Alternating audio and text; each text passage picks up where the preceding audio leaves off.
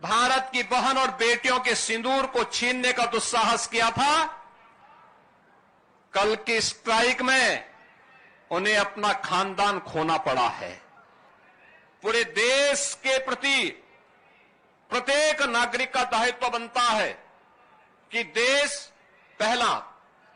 हम देश के आन मान और शान के साथ किसी को भी खिलवाड़ नहीं करने देंगे। मॉक ड्रिल से संबंधित इस पूरे कार्यक्रम में civil defence, NDRF, SDRF, NCC, NSS और विभिन्न संस्थाओं से जुड़े हुए सभी स्वयंसेवकगण और उपस्थित नागरिक बंधुओं, बहनों और भाइयों, मैं सबसे पहले मॉक ड्रिल कार्यक्रम में भारत माता के महान सपूतों तीनों सेनाओं के द्वारा देश के गौरव को आगे बढ़ाते हुए पहलगाम की आतंकी घटना का जिस बहादुरी के साथ कल रात्रि को जवाब दिया गया है, इसके लिए तीनों सेनाओं के साथ ही देश के यशस्वी प्रधानमंत्री जी का हृदय से अभिनंदन करते हुए उत्तर प्रदेश की जनता जनार्दन की ओर से तीनों सेनाओं को और पूरे देशवासियों को हृदय से बधाई देता हूं और पहलगांव में अपने परिवारजनों को खोने वाले उन सभी परिवारों के प्रति संवेदना व्यक्त करते हुए दिवंगत आत्माओं के प्रति भी अपनी विनम्र श्रद्धांजलि अर्पित करता हूं। बहनों और भाइयों, ऑपरेशन सिंदूर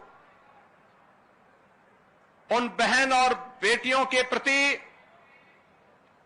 प्रधानमंत्री मोदी जी और देश की सेना की एक संवेदना है।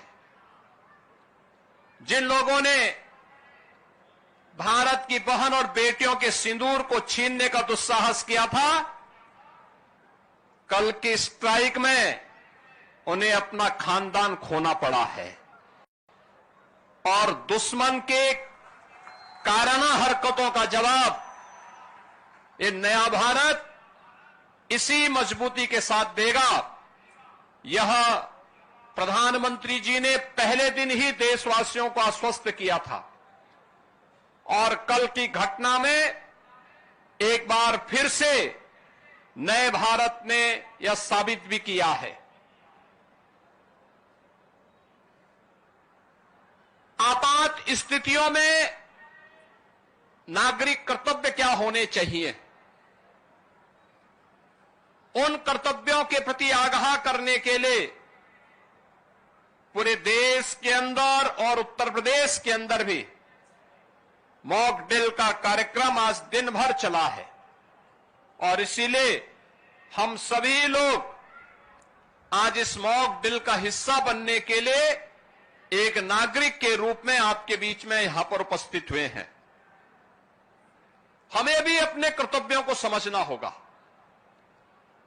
आज जब पूरा देश एकजुट होकर के भारत की बहादुर सेनाओं के पराक्रम का लोहा दुनिया मान रही है, तो हमें भी देश की सेनाओं के साथ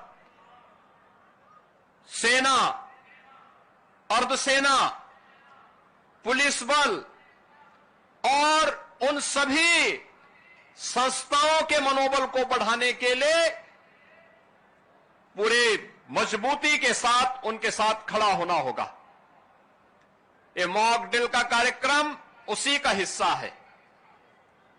आपातकालीन कोई स्थिति ऐसी पैदा होती है, उन स्थितियों में हमारा दायित्व बनता है कि दुश्मन को कहीं भी कोई ऐसा अवसर न मिले, किसी विरोधी को कोई ऐसा अवसर न मिले जिससे जन धन की कहीं हानि हो।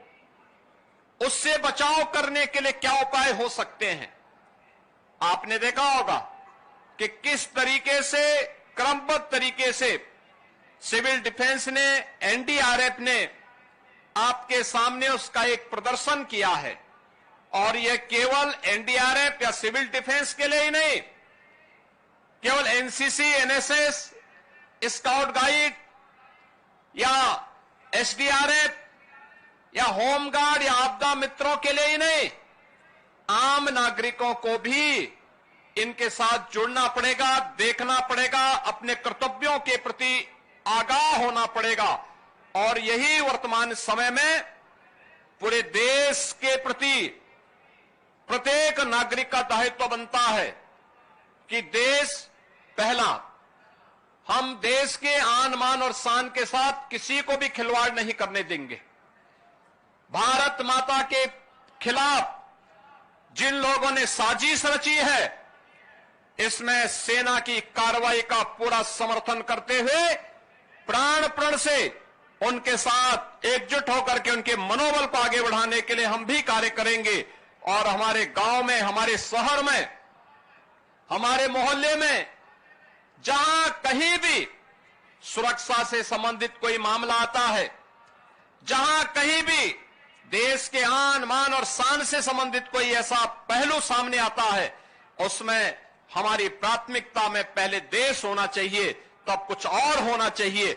इस भाव के साथ हम सबको मिलकर के कार्य करना होगा। मॉक ड्रिल के इस कार्यक्रम के लिए मैं civil defence, NDRF, Uttar Pradesh police, SDRF और अन्य सभी संबंधित संस्थाओं को हृदय से धन्यवाद देता हूं।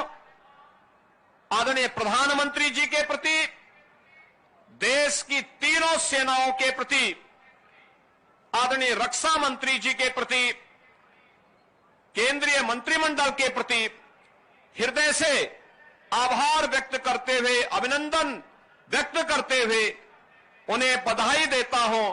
पूरे देशवासियों के प्रति इन स्थितियों में अपनी शुभकामनाएं देते हुए प्रदेशवासियों के प्रति कि हम भी जागरूक होकर के अपने कर्तव्यों का निर्वहन कर सकेंगे, इस विश्वास के साथ इस पूरे अभियान के प्रति हम भी सजग होकर के, सतर्क होकर के उन गतिविधियों पर नजर रखें जो सुरक्षा में सेंध लगाने का दुस्साहस कर सकती हैं। उनके प्रति प्रत्येक नागरिक को सजग होकर के कार्य करना होगा। आप सबके प्रति मेरी मंगलमय शुभकामनाएं हैं। धन्यवाद। मेरे साथ बोलेंगे जय हिंद, जय हिंद, जय हिंद।